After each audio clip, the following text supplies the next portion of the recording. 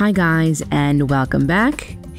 And this is the last episode of the season. We have arrived to the end of the finish line. Cheers to us, right? We endured a lot of screeching. But I'm leaving everything I love in my country, my kids, my...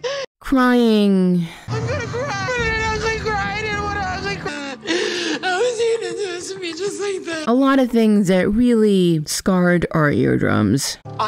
Me alone, I have to change everything. But here we are, alive and kicking, huh? And we're gonna start off with Ashley and Manuel.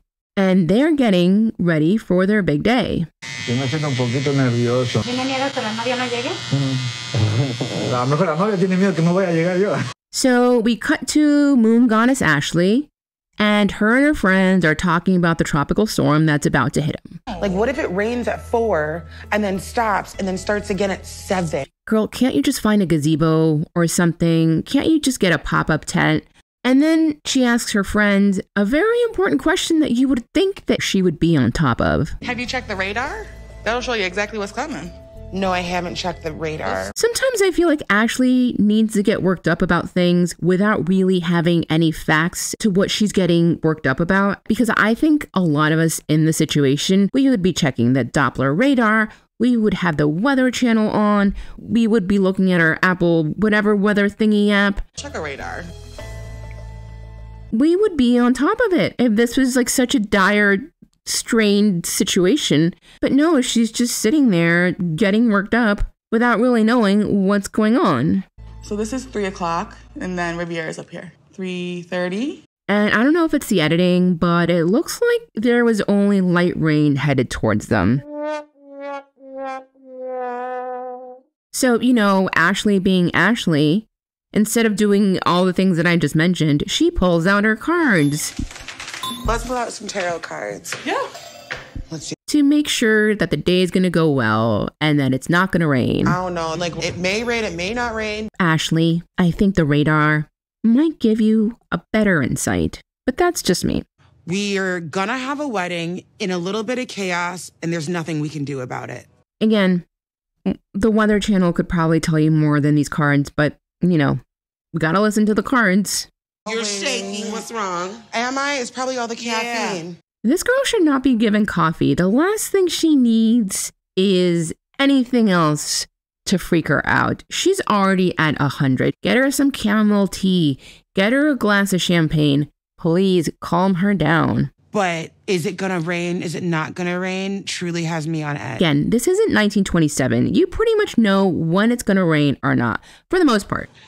Okay, let's go get married. Let's not like. So there is more suspense in this car than there was in the movie Twister. I'm gonna cry. Oh my God. And I was like crying and what I was like crying. This guy is all of us right now.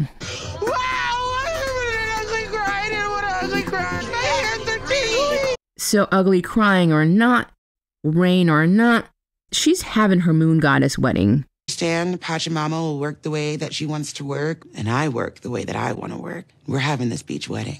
Because she is going to risk the lives of all of her guests for this amethyst goddess wedding stage, whatever situation. Stop. Everyone stop. We can't. There's thunder and lightning.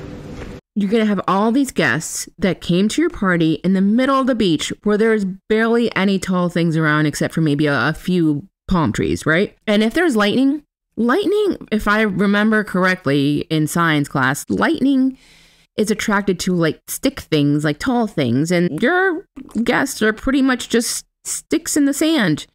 So she puts everyone through a little misery while it's raining on them. But whatever, she got her crystal wedding and no one died. So thumbs up on this one, right? So I need to take a minute because my dog Mango wants to tell you to like and subscribe. All right, let's get back to the show. So now let's switch to our favorite plastic couple, Nikki and Igor. I was eating this to me just like this. So it seems that Nikki was in the middle of filming one of her interviews and she gets a text. Oh, great. And it seems it's over. Wah, wah. Oh well.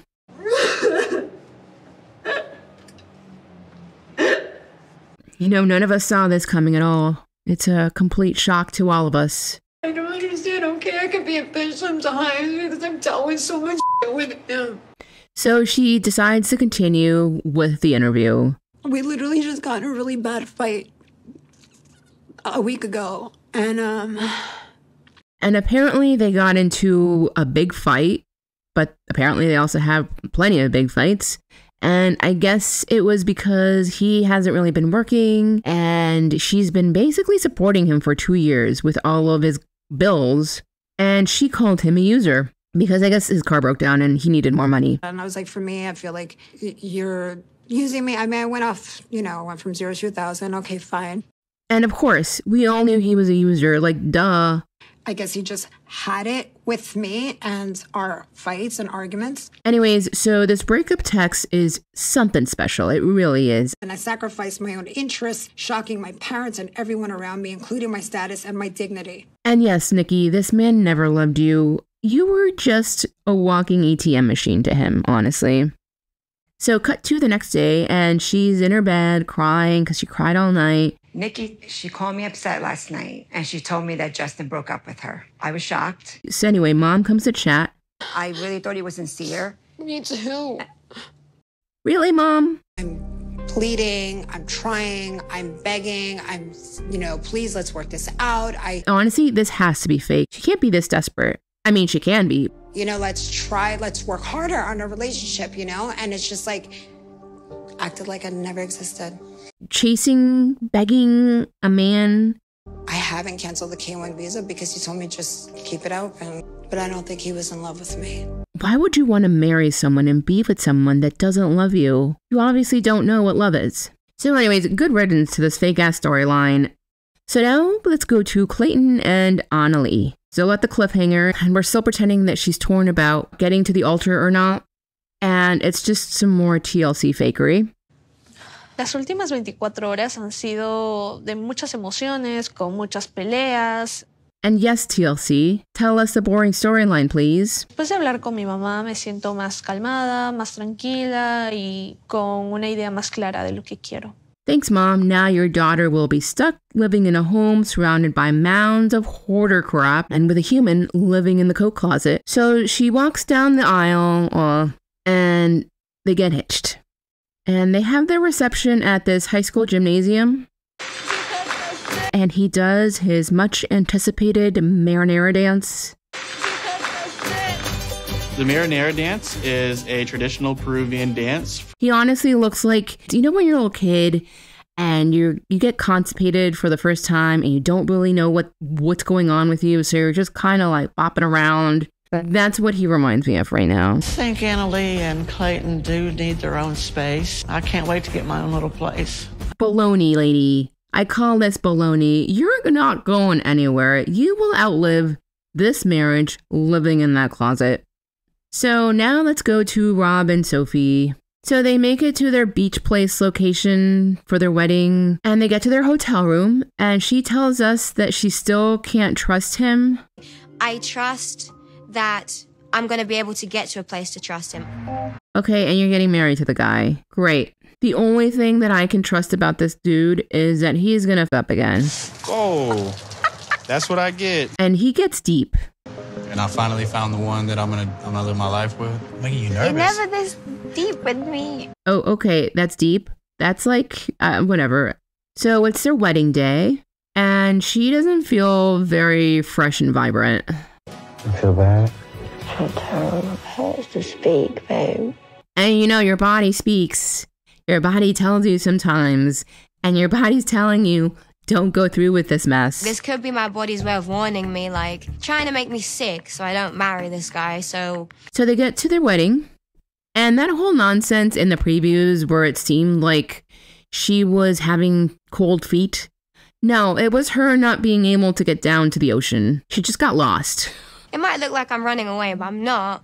I'm just trying to find the ceremony. So the officiant speaks. Sophie, when I asked you what you most love about Rob, that you feel so taken care of. And you see Mama Soph's very blatant side eye. Yeah, Mama Soph, I think we all hear ya. So they're married, huh? Yay. But word on the street is they're no longer together and she's living in Texas. So let's hope that's true. But that means that this dude is single and looking to mingle. Ladies, watch out. So let's pivot to Citra and Sam. The entire fam slept in the same room because I guess they were scared of ghosts. Last night was our first night as a married couple, and we spent it upstairs with their family. I love this family, and I did want them to work out until I saw the preview for next week, where apparently Sam cheated on her. And I guess it got lost in translation because I'm sure he did a really great job explaining it. Told me that he didn't end up sleep with that girl. What? Wait, he I said did tell you that. She didn't realize that what he meant was that he did sleep with the girl. I had my doubts about him, and my doubts were true. I hope that she leaves him. I really do. She can do so much better. Anyways, guys, that's it for today. And guys, thank you so much. Have a wonderful week. Don't forget to like, share, subscribe, hit the little ding-a-ling so you get notifications. Thank you so very much for watching, and I will see you in the next one. Bye!